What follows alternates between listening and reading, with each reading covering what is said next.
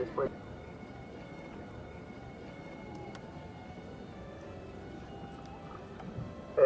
quisiera que por favor especificases un poco lo que es las modificaciones que hay en la redistribución de las rentas, no solamente lo que es el aumento o bajada, sino hacia dónde van los puntos de acumulación y demás. Un poquito más especificado, ¿no?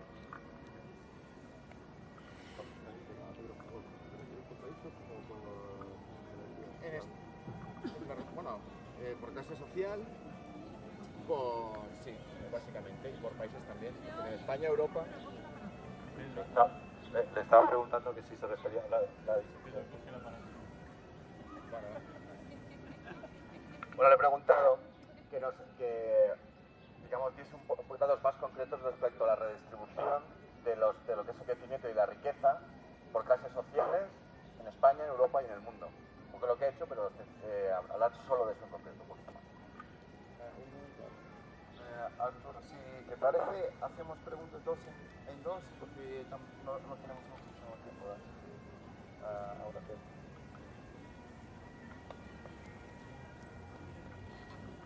Hola, gracias Arturo.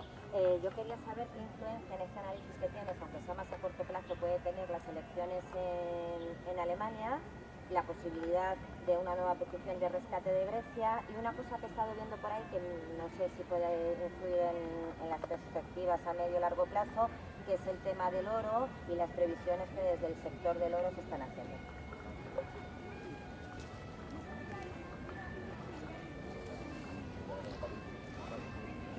Bueno, respecto a datos sobre la redistribución de la riqueza, no me he traído.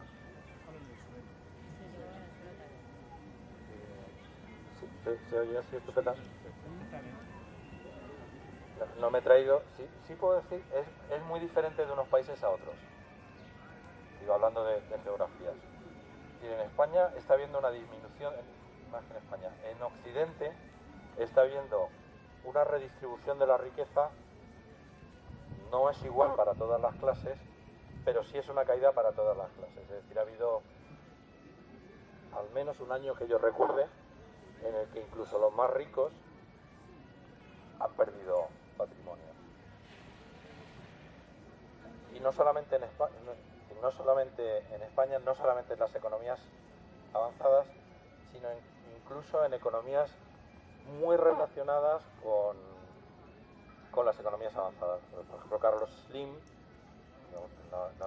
sabéis que es el más rico del mundo, ¿no? Aunque teóricamente su principal fuente de ingresos es, o debería ser México, que esto es más teórico, ¿no?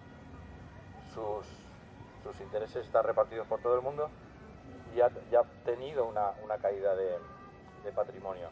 Bill Gates también, Warren Buffett también, incluso las clases más altas en un momento determinado, no estos últimos 2 años, pero sí en el 2009, no recuerdo exactamente, 2009-2010, muchas de las grandes fortunas del mundo han tenido una disminución. A ver, esto tendría que explicarlo relacionándolo con una especie de lucha que hay entre lo que son los propietarios y lo que son los ejecutivos. El papel de los propietarios, esto ya es un tema de lucha de clases, ¿no? Los propietarios, los accionistas, los dueños de industrias y de empresas cada vez juegan un papel menor en comparación con los ejecutivos de las empresas. Por ejemplo, la familia Rothschild prácticamente no hace nada, o sea, disfruta de la vida, tiene muchísimo dinero. Sin embargo, los ejecutivos de las empresas controladas por la familia Rothschild tienen cada vez más protagonismo. Otro ejemplo, sabemos muy poco de los propietarios, por ejemplo, del Citigroup. La mayoría pues no sabe quiénes son los propietarios de Citigroup. No se sabe quiénes son los propietarios de Telefónica. No se sabe quiénes son los propietarios de las empresas. Se sabe quiénes son los ejecutivos de esas compañías Y realmente todos los escándalos de salarios son los ejecutivos, no los propietarios. Y los propietarios muchas veces están perdiendo dinero. No reparten dividendos en las sociedades y los títulos, las acciones cada vez valen menos. Y habría que distinguir entre ejecutivos y propietarios, ¿no? Ya digo que a mi juicio, pero bueno, que esto es otro tema. A nivel país, yo creo que lo que es representativo de la riqueza es representativo las cifras que decía antes respecto al crecimiento del Producto Interior Bruto, porque son sostenidos. Es decir, el África subsahariana crece más deprisa que Europa y que Estados Unidos de forma sostenida desde hace muchos años. Exactamente igual Latinoamérica, exactamente igual Asia o los países árabes, norte de África y Oriente Medio. Se va acumulando riqueza, se va distribuyendo más y más y más a nivel internacional. Se va equilibrando entre países o entre regiones. La distancia de ricos a pobres cada vez es menor. No está agrandándose, está acortándose. Si recordáis, un dato que daba era el crecimiento de las economías, no voy a hablar un poquito de memoria, no lo toméis totalmente en serio. El crecimiento para 2014 de las economías emergentes y en desarrollo es del orden del 4,5%, mientras que las economías avanzadas es el 1,3%. Es decir, el año que viene volverá a cerrarse la distancia un poco entre economías en desarrollo y emergentes y economías avanzadas. Y esa es la tendencia. Y seguirá siendo esa la tendencia a lo largo de muchísimos años. No sé si, bueno, con la primera no he podido responder con datos porque no tengo aquí datos. No sé si a la segunda más o menos he respondido. No, a ti. Bueno, respecto a las elecciones en Alemania. Probablemente va a ganar Merkel, con lo cual no va a haber ningún cambio, vamos, en mi opinión. Bueno, mejor dicho, en opinión de los comentaristas políticos va a ganar Merkel. Probablemente no va a haber ningún cambio en Alemania. Y yo no sé si realmente hay imaginación en Europa como para hacer un cambio de modelo económico. Yo creo que Europa tiene que pegarse la bofetada. O sea, no lo digo como deseo, o sea, lo digo, es que no veo reacción, o sea, no veo alternativa, ¿no? Es decir, Europa tendría que estar creando un modelo, pues como hemos un poco hablado, un modelo basado en servicios de asistencia, servicios sanitarios, turismo sanitario. Estados Unidos tiene turismo sanitario, ojo, eso que se decía aquí, es horrible, no es horrible, o sea, estás ganando mercado, el turismo sanitario para quien ofrece la sanidad, aunque sea gratuitamente y aunque sea a gente que no son tus ciudadanos, es positivo. Y no solamente, hay una frase que es así, que es mía, eso lo he inventado yo, ¿no? En inglés suena mejor, selflessness, selfishness. Es decir, la generosidad y el egoísmo en esta nueva civilización es lo mismo. O sea, no se puede ser egoísta, 100% egoísta y 0% desprendido. Hay que ser simultáneamente desprendido y egoísta, porque ser desprendido es ser egoísta en estos tiempos que estamos empezando a vivir. Es exactamente lo mismo. Segunda pregunta, se me ha olvidado. Grecia. Rescate. Grecia, sí. Vamos a ver, el rescate a Grecia, como todos los rescates, es un negocio. No es. Qué bueno es que van a rescatar a Grecia. En definitiva, lo que está dando es un préstamo con interés. Yo no tengo la menor duda de que van a rescatar a Grecia todas las veces que Grecia se deje rescatar. Y cuanto más mejor, digo, en definitiva. Grecia o España o cualquier otro país. Es decir, es un negocio. Tú estás otorgando un crédito y lo estás cobrando con un interés. Y además estás esclavizando aún más a ese país cada vez más, lo cual es fantástico para quien otorga el crédito.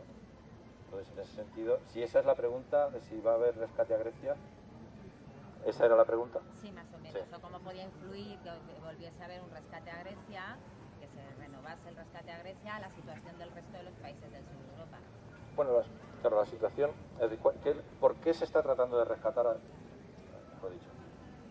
¿Qué es toda esta operación en qué consiste? Pues consiste fundamentalmente en que estamos protegiendo la zona euro, evitando que salga nadie de la zona euro. ¿Por qué? Porque si lo que queremos es exportar bienes, el precio de esos bienes no debe ser excesivo. Si el euro estuviese formado solamente por Alemania, Dinamarca, Holanda, sería un euro carísimo, cada vez se revalorizaría más y más y más. Y la zona euro necesita países como Grecia, como España, como Portugal, como Irlanda, para que el precio del euro sea más o menos pues 1,33 dólares, como ahora, y que no llegue a 1,5 como ocurrió en el año 2009. ¿No? Y se necesitan esos países que son los que hacen que el euro baje. Los necesitan precisamente los exportadores. Es otro de los problemas que cuando hablamos, si todos somos como Alemania, pues tenemos un problemón. Alemania necesita de esos países.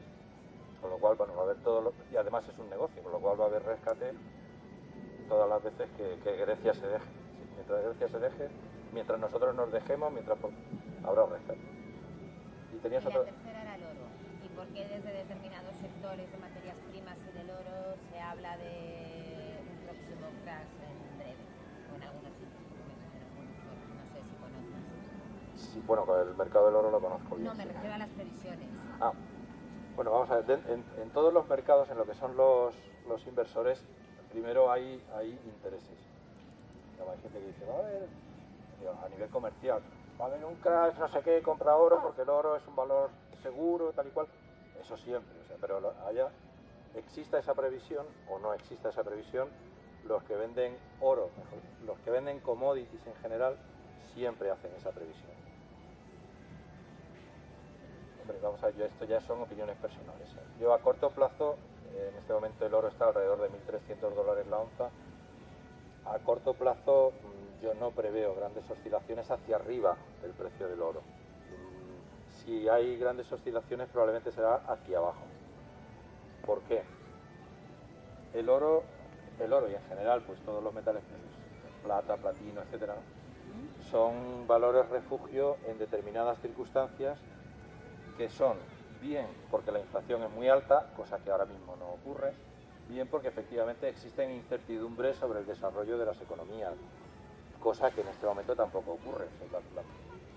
Repito, la previsión de crecimiento de la economía mundial para el año 2014, 3,4%, incluso en las economías desarrolladas 1,3, 1,4%, y por supuesto en las emergentes y en desarrollo 4,5%.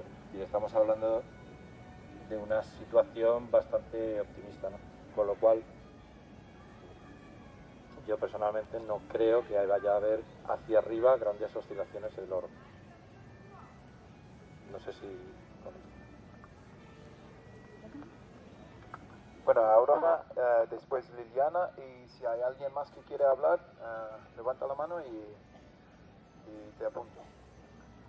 Hola, me he apuntado aquí la crisis, no solamente como él ha hablado, lo ha introducido muy bien, la parte de comercio internacional me ha parecido muy completa, pero la crisis, yo creo que hay muchos factores de la crisis. Tenemos el paro, la desigualdad, los pobres, la deuda, la ecología, el comercio internacional.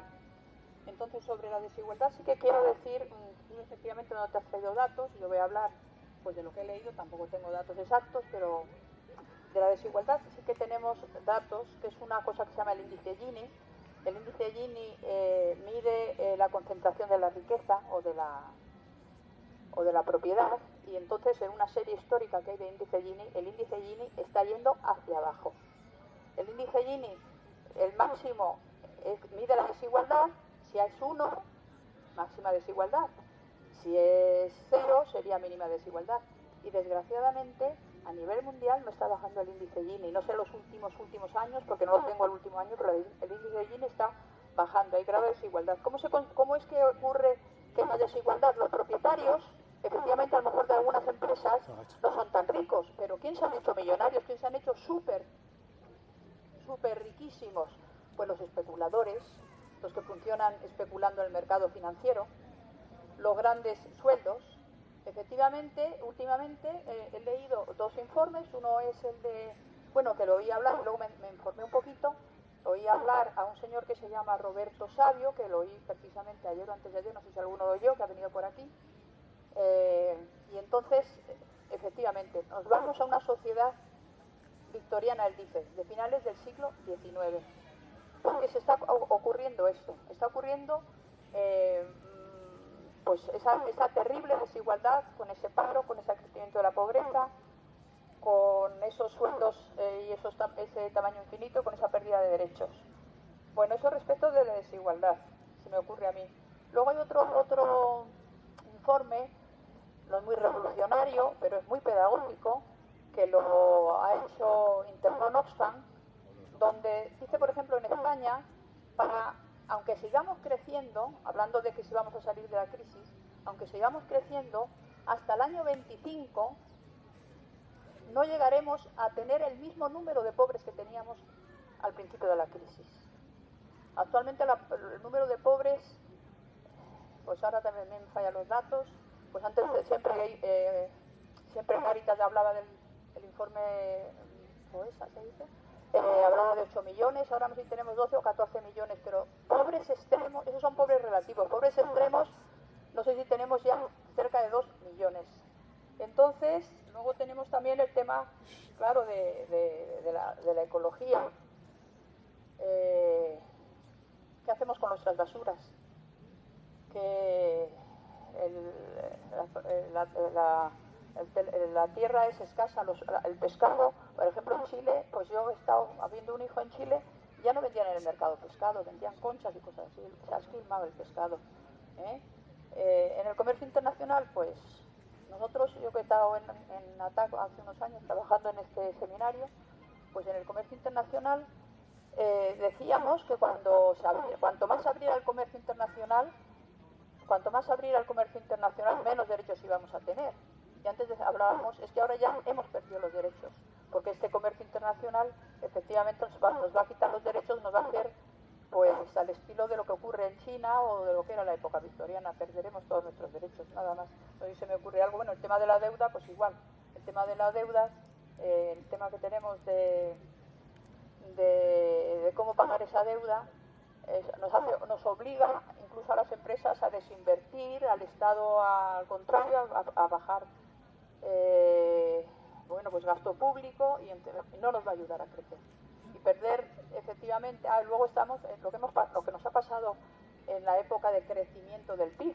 Hemos crecido el PIB en tiempo de Aznar, creció mucho el PIB, pero vinieron más habitantes, vinieron 6 millones de emigrantes y repartimos, no sale crecimiento per cápita, no vale el PIB, vale el PIB per cápita.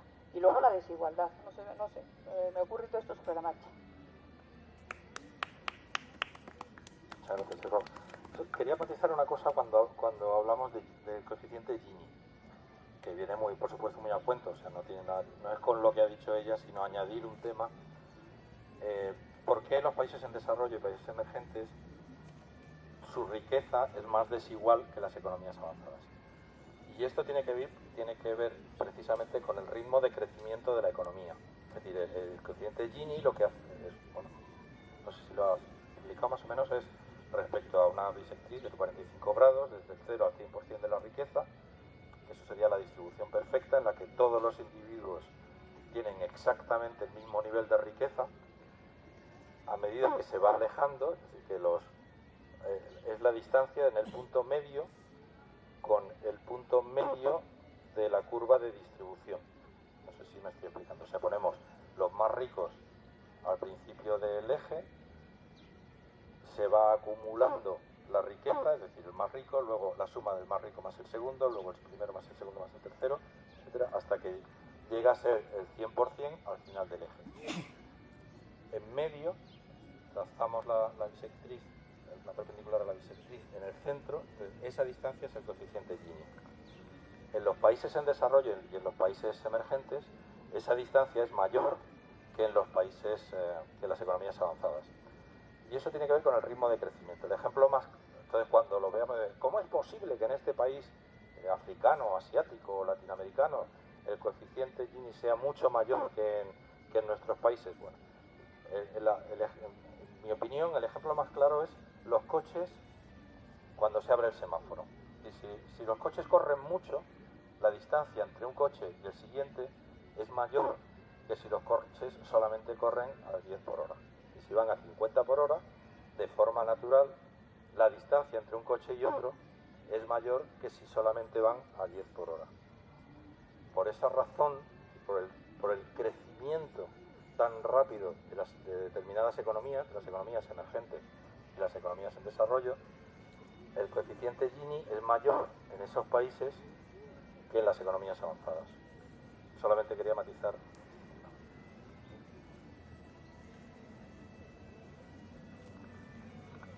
Gracias a ti. Es por aquí, ¿no? Sí.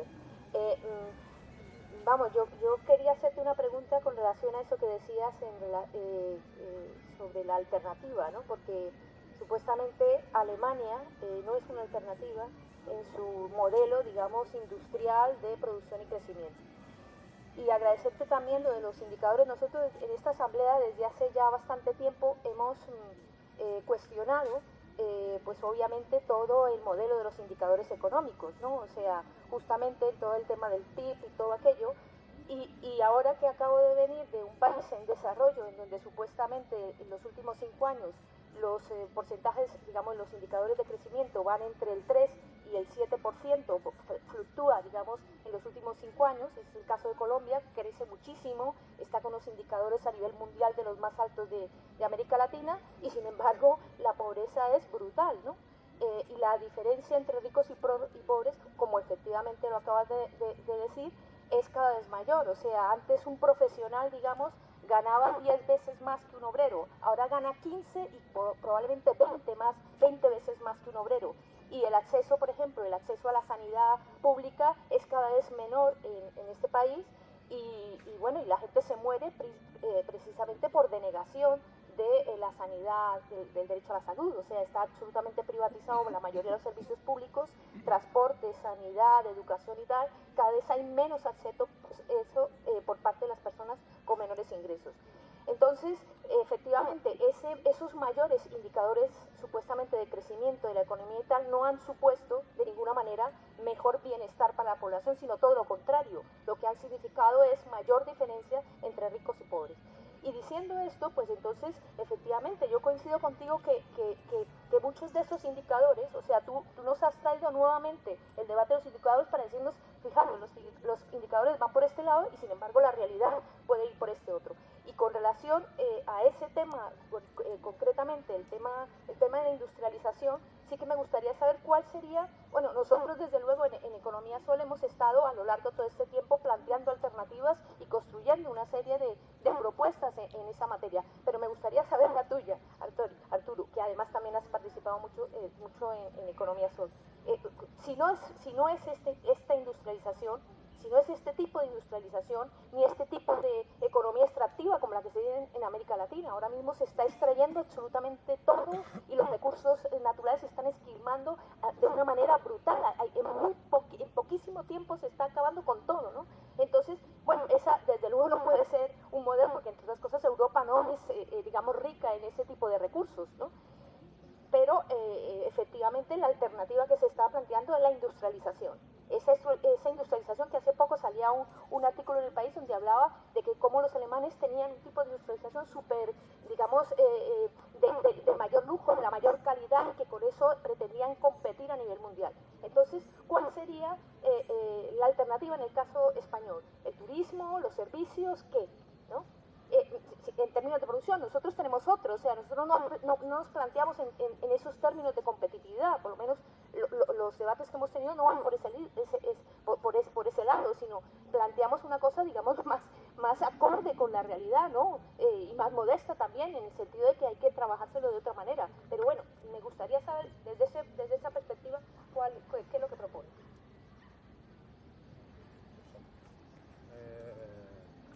Hay 3 intervenciones más, entonces con esto propongo cerrar las intervenciones, porque se acercan a las 2.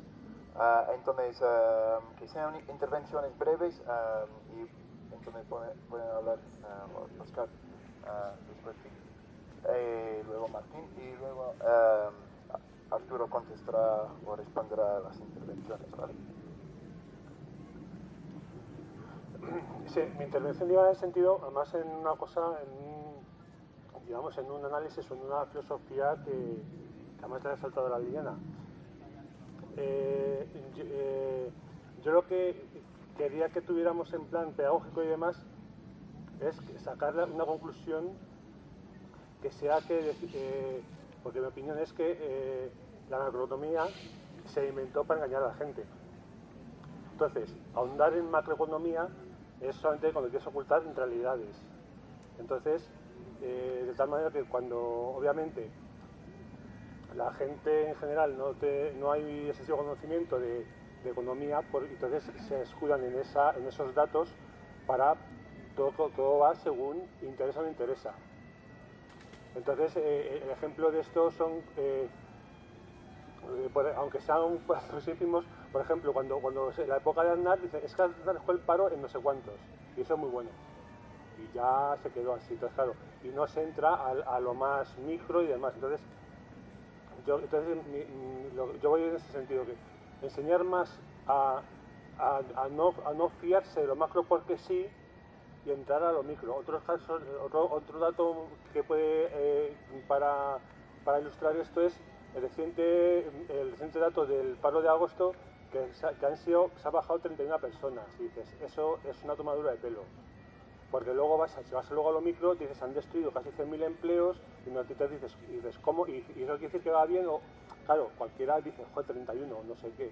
Pero cuando dices que han destruido 100.000 y tal, y entonces dices, o sea, es decir, sacar esa conclusión de que hay que ir siempre a lo micro, más a lo micro, no fiarse de lo macro, aunque pueda parecer bonito. Otra cosa es, por ejemplo, el déficit es otro índice de macro que además está pasando de manera totalmente enfermiza, en decir, el nivel del déficit que sea tal número.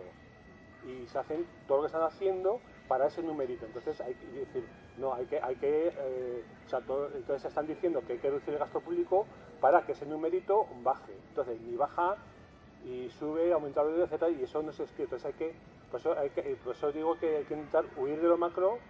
Como indicador así puede valer, pero de manera muy, hay que desconfiar yo totalmente e intentar enseñar a la gente a ir más a lo micro de verdad, para no dejarse engañar. Que cuando hay que explicar cosas como la crisis o cosas diversas, no hay que recurrir a los expertísimos para que expliquen cualquier cosa, sino que sea la gente que pueda decir, oye, que la gente se pregunte, no, pero yo quiero saber quiero saber esta cosa. O sea, la gente se pregunte y no esté en plan más abogada.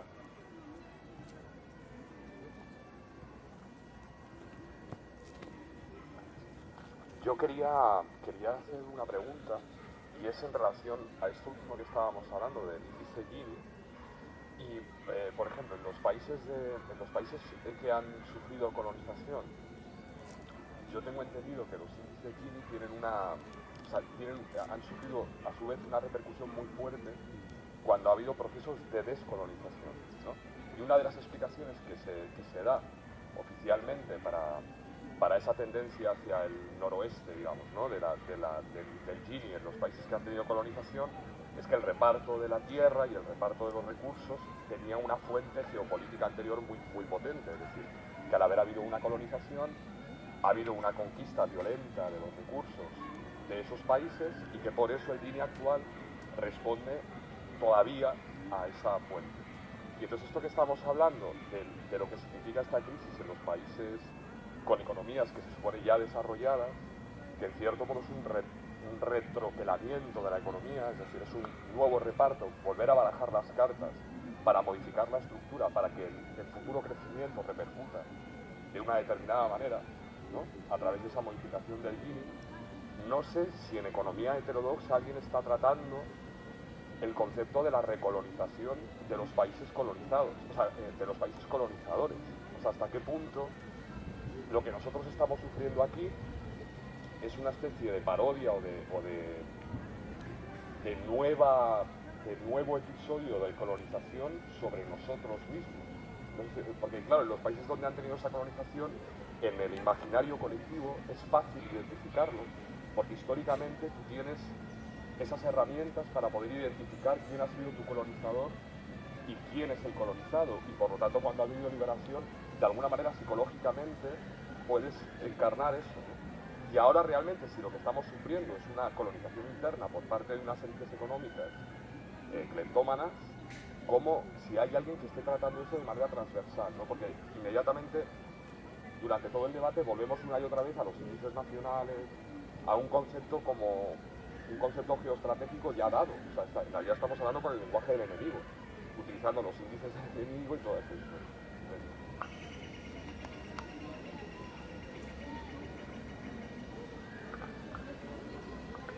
Me he comprometido a solo un minuto.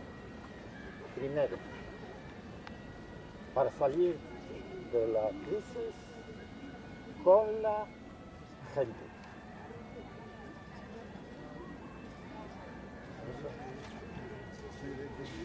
Quiero decir,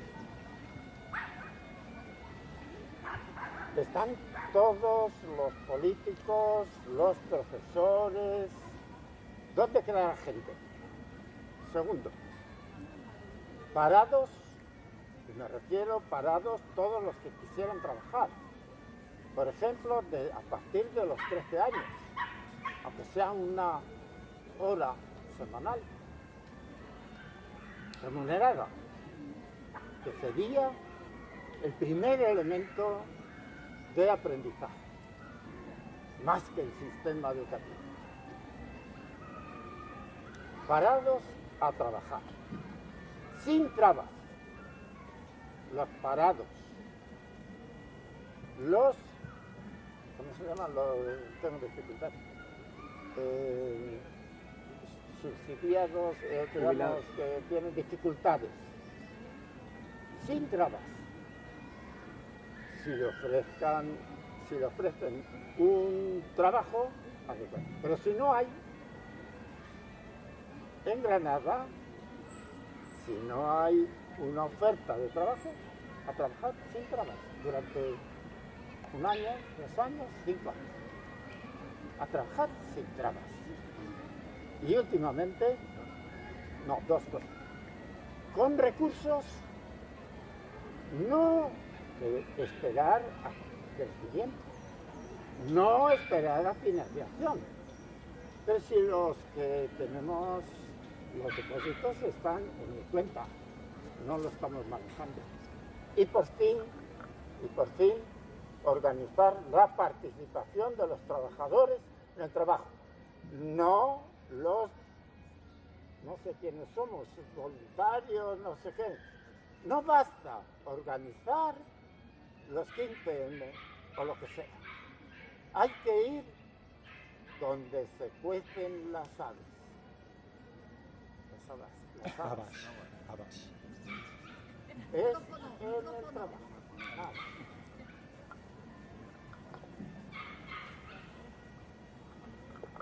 Bueno, voy a tratar de ser lo más rápido que pueda. Primero, alternativa en concreto para España.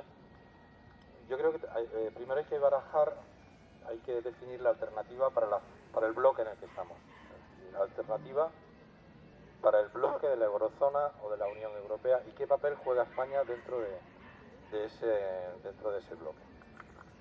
Pero desde luego tiene que tener mucho que ver con lo que es España. España no es ni puede ser. España no puede crear una cosa que definía, sabéis que a Paul Krugman le dieron el premio Nobel de Economía, creo que fue en el año 2009, por una cosa que se llama hubs. Hubs son, digamos, concentración. Por ejemplo, lo que yo definía de la fabricación de bicicletas en Guangdong, eso es un hub, es decir, es un lugar geográfico en el que hay una gran concentración de personas, recursos, etcétera, que hacen algo en concreto, ¿no? España es un país muy extenso, las distancias son muy grandes, crear comunicaciones es carísimo, es decir, crear un AVE de un sitio a otro pues es mucho más caro que en Alemania, sencillamente porque están más cerca. Frankfurt, Stuttgart, Dortmund, muchísimo más cerca de lo que puede ser Barcelona, Madrid, Valencia, Sevilla, que las distancias son más cortas en Alemania que en España. Con lo cual es muy difícil, es muy caro crear hubs, porque están lejos. En países muy grandes como Estados Unidos o como China, como India, no se está planteando que todo el país sea idéntico. Es absurdo.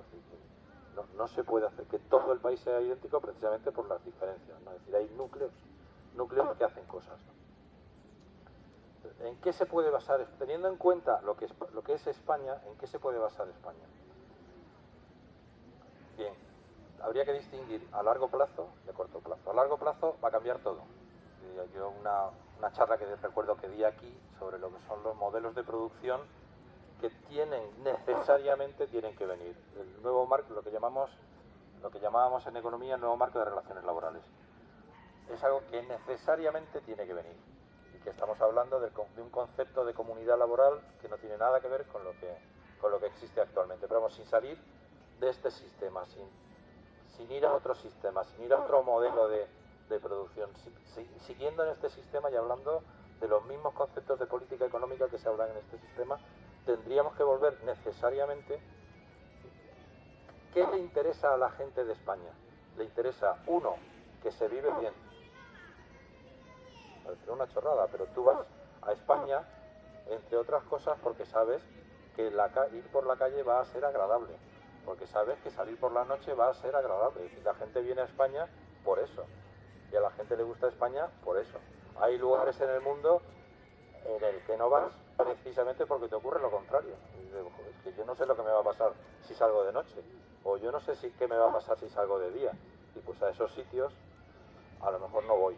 Y España sí. Tenemos que recuperar eso. ¿Y eso cómo se recupera? Primero, en base a educación, es decir, los países con mejor educación son países más pacíficos que los países con menor educación. Es decir, recuperar nuestro sistema educativo tradicional, de enseñanza pública para todos, de alta calidad, etcétera, etcétera. Uno de esos puntos. Estoy hablando, evidentemente, del turismo. Atención, porque el turismo representa en España el 10% del Producto Interior Bruto, es decir, no es ninguna tontería. Es nada menos que una décima parte de todo lo que se produce en España es por turismo. Eso tiene que ser uno de nuestros fundamentos. Pero también otro de los fundamentos tiene que ser las personas que, una vez que termina su vida laboral en algún sitio, deciden venir a España. ¿Por qué? Porque la temperatura es más agradable. Y esto no es ningún demérito de nada. O sea, para una persona mayor, para una persona 70 años, 80 años, es muy importante el poder salir a la calle y que te dé el sol. Pues en Finlandia, en enero, en Helsinki, en Tampere, en enero hay 2 horas de sol al día, 2 horas, y 22 horas de noche al día. Y para una persona mayor es complicado. Y hay vitaminas que no puede fijar, etcétera. Es muy importante. Las civilizaciones han ido hacia lugares cálidos. Si tienes que vivir en lugares fríos, pues por la razón que sea, tienes que trabajar en Finlandia, tienes que trabajar en Suecia o en Canadá, en donde sea, pero cuando te llega la jubilación a la gente le gusta ir a los lugares cálidos. Y no es ningún demérito el decir, vamos a crear ciudades, urbanizaciones como existen, ¿no?, para jubilados alemanes o jubilados suecos, por supuesto. Hombre, tienes que tener un buen sistema sanitario, porque si no, tampoco vas. Claro. Entonces, tenemos que volver a nuestra sanidad pública, universal, etcétera. Yo recomiendo hay una charla muy simpática de este hombre que había citado, de Robert Reich. Este hombre está operado de la cadera. Lo sé por la charla esta, ¿no? Ya se rompió la cadera y le pusieron una cadera que dice, está diseñada en Francia, está fabricada en Alemania, y me la pusieron en Estados Unidos. Y hizo un desglose de la factura. El 90% del valor añadido se producía en Estados Unidos. ¿Quién te ponía la cadera? España, por muchas razones. Ya que si estamos atrayendo a jubilados, si estamos atrayendo a gente porque le gusta cómo vivimos, si estamos atrayendo a turismo estacional, que quieren venir a España unos cuantos días, etcétera, etcétera, tenemos que tener un sistema de salud muy bueno. Y eso nos va a dar mucho dinero. El desglose que hacía Robert Reich, que os Os invito a que lo veáis. Esto fue en una conferencia que dio en la Universidad de Berkeley. Es que el 90% es quien te pone. A mí me da igual quien fabrique una cadera de plástico o quien fabrique un hueso de plástico. Me da igual. El gran valor añadido va a estar en quien pone ese hueso de plástico o esa cadera de plástico. ¿Vale? Es una gran industria. Si lo tomamos al revés, es decir, en vez de recortar servicios sociales, en vez de recortar servicios sanitarios, en vez de recortar educación, lo que hacemos es potenciarlo, lo que estamos es creando exactamente el tipo de industria que España puede sostener. Lo que España no va a poder sostener jamás es competir con Guangdong fabricando bicicletas. Jamás. Pero ni España, ni Alemania, ni nadie. No sé si esto esto no es una alternativa extensa, ¿no?, a qué tipo de industrias se pueden desarrollar, pero van a ser las industrias que de forma natural se desarrollaron en España, ¿no? La otra pregunta que tenía como pregunta era, Guille, en lo que es la colonización interna. Estamos identificando colonización tradicionalmente como colonización de un país por otro, como tú decías, ¿no? Y vamos a hablar de colonización de lo que serían las élites con respecto a las no élites, digamos, a los plebeyos. Bueno, eso es algo que ha ocurrido siempre. O sea, desde hace 5.000 años en Mesopotamia ocurre. Existe una clase y existen otras clases por debajo. El gran problema, como tú estás identificando, es la desaparición de las clases de en medio. En esto vuelvo a recomendaros la lectura del libro este de Stiglitz, del problema de la desigualdad y el gap que está habiendo entre los ricos y los pobres, que realmente está poniendo en peligro nuestro futuro por muchísimas razones. Sí se está estudiando, es decir, se está estudiando el concepto de la desigualdad, el concepto de la colonización en el sentido del poder. Bueno, el título de la charla lo refleja, efectivamente, el poder, ¿no? Pero lo que pasa es que nos extenderíamos mogollón si empezamos a hablar de en este momento cuáles van a ser las fuentes de poder. Hasta ahora la fuente de poder fundamental ha sido el capital. Yo creo que ya no lo es. El capital de por sí es el tema de los propietarios y los ejecutivos. Los que mandan en las empresas hoy en día no son los capitalistas, no son los que poseen el capital, son los ejecutivos, son los que están al frente de las empresas. ¿Qué es lo que justifica el poder en este momento? Desde luego sería otra charla, otra sesión completamente distinta, ¿no? Pero pensemos en temas de copyright y la propiedad sobre la propiedad intelectual, la propiedad de las patentes, y las verdaderas guerras en este momento no están siendo. Hay guerras económicas, pero las grandes guerras en este momento son más otro tipo de guerras. La propiedad de otro tipo de cosas, no el dinero. El dinero está dejando de ser la fuente de poder. En la Edad Media no lo era, existía el dinero, pero en la Edad Media la fuente de poder era la religión. Y la gente tenía poder porque Dios había dicho que el señor conde era el que mandaba en ese trozo de tierra. No porque el señor conde tuviese más o menos dinero, daba igual. Aunque no tuviese ningún dinero, quien mandaba ahí era el señor conde. Dentro de 100 años, quien mandará en ese tipo de tierra no será quien tenga más dinero. Tendrá más o menos dinero o tendrá cero dinero. Pero la fuente de poder será diferente, no será el dinero. Lo que pasa es que esto sería... Bueno, muchísimas gracias, Arturo. Entonces, bueno, como siempre, entonces en 2 semanas, el día 29, tenemos la próxima Economía en el Retiro. Todavía está cerrado, no está cerrada la ponencia, pero puede ser hablando de guerra, pero esta vez de la economía de la guerra, o también podría ser la información y desinformación y su relación con la economía. También os recuerdo que los lunes a las 7 en la Plaza de Carmen hay la Asamblea de Economía. Entonces estáis bienvenidos todos. Bueno, muchas gracias. Para el siguiente mes, primero y tercer domingo. Vale.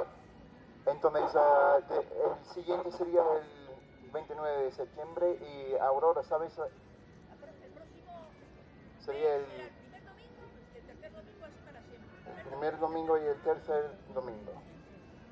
Que ahora mismo no sé cuál es, pero el 8 o algo así, supongo. Bueno, gracias. Y después...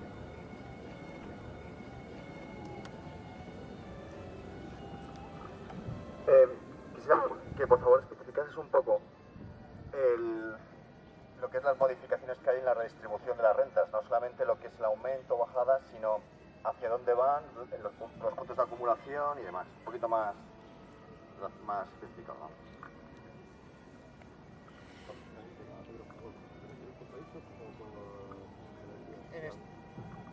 Bueno, por clase social,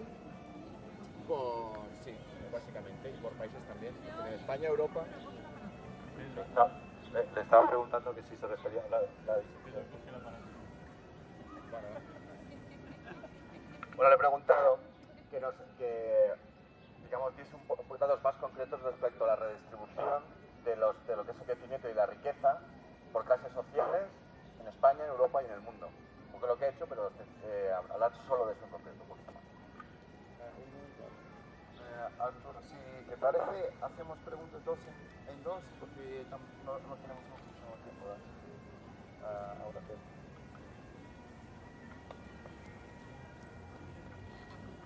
Hola, gracias Arturo. Yo quería saber qué influencia en este análisis que tienes, aunque sea más a corto plazo, puede tener las elecciones en Alemania, la posibilidad de una nueva petición de rescate de Grecia y una cosa que he estado viendo por... Librando entre países o entre regiones, la distancia de ricos a pobres cada vez es menor. No está agrandándose, está acortándose. Si recordáis, un dato que daba era el crecimiento de las economías, no voy a hablar un poquito de memoria, no lo toméis totalmente en serio. El crecimiento para 2014 de las economías emergentes y en desarrollo es del orden del 4,5%, mientras que las economías avanzadas es el 1,3%. Es decir, el año que viene volverá a cerrarse la distancia un poco entre economías en desarrollo y emergentes y economías avanzadas. Y esa es la tendencia. Y seguirá siendo esa la tendencia a lo largo de muchísimos años. No sé si, bueno, con la primera no he podido responder con datos porque no tengo aquí datos. No sé si a la segunda más o menos he respondido. No, a ti. Bueno, respecto a las elecciones en Alemania. Probablemente va a ganar Merkel, con lo cual no va a haber ningún cambio, vamos, en mi opinión. Entonces, bueno, mejor dicho, en opinión de los comentaristas políticos va a ganar Merkel. Probablemente no va a haber ningún cambio en Alemania. Y yo no sé si realmente hay imaginación en Europa como para hacer un cambio de modelo económico. Yo creo que Europa tiene que... Sabemos, otro ejemplo, sabemos muy poco de los propietarios, por ejemplo, del Citigroup. La mayoría pues no sabe quiénes son los propietarios de Citigroup. No se sabe quiénes son los propietarios de Telefónica. No se sabe quiénes son los propietarios de las empresas. Se sabe quiénes son los ejecutivos de esas compañías y realmente todos los escándalos de salarios son los ejecutivos, no los propietarios. Y los propietarios muchas veces están perdiendo dinero. No reparten dividendos en las sociedades y los títulos, las acciones cada vez valen menos. Y habría que distinguir entre ejecutivos y propietarios, ¿no? Ya digo que a mi juicio, pero bueno, que esto es otro tema. A nivel país,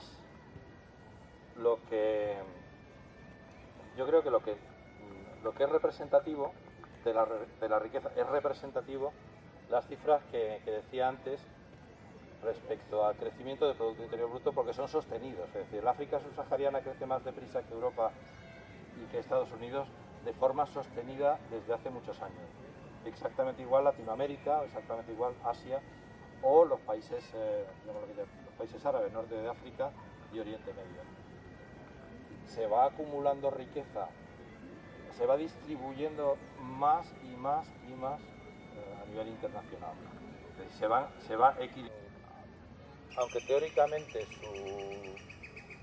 su principal fuente de ingresos es, o debería ser México, que es, bueno, esto es más teórico, ¿no? Sus intereses están repartidos por todo el mundo y ya ha tenido una caída de patrimonio. Bill Gates también, Warren Buffett también, incluso las clases más altas en un momento determinado, no estos últimos 2 años, pero sí en el 2009, no recuerdo exactamente, 2009-2010, muchas de las grandes fortunas del mundo han tenido una disminución. A ver, esto tendría que explicarlo relacionándolo con una especie de lucha que hay entre lo que son los propietarios y lo que son los ejecutivos. El papel de los propietarios, esto ya es un tema de lucha de clases, ¿no?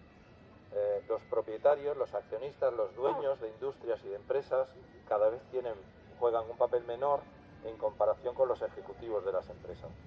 Por ejemplo, la familia Rothschild prácticamente no hace nada, o sea, disfruta de la vida, tiene muchísimo dinero.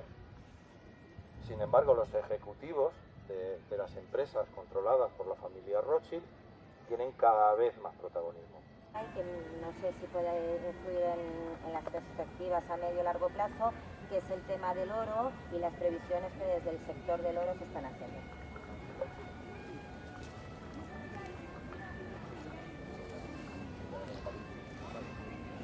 Bueno, respecto a los datos sobre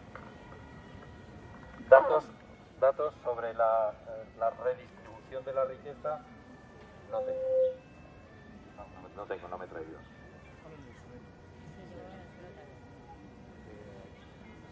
¿Se oye así estupendamente? No me he traído, sí puedo decir, es muy diferente de unos países a otros. Digo, hablando de geografías.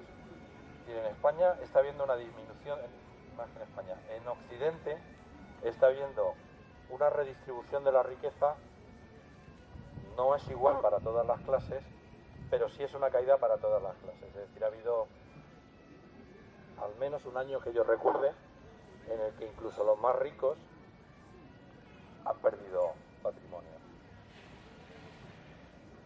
Y no solamente en España, no solamente en las economías avanzadas, sino incluso en economías muy relacionadas con las economías avanzadas. Por ejemplo, Carlos Slim,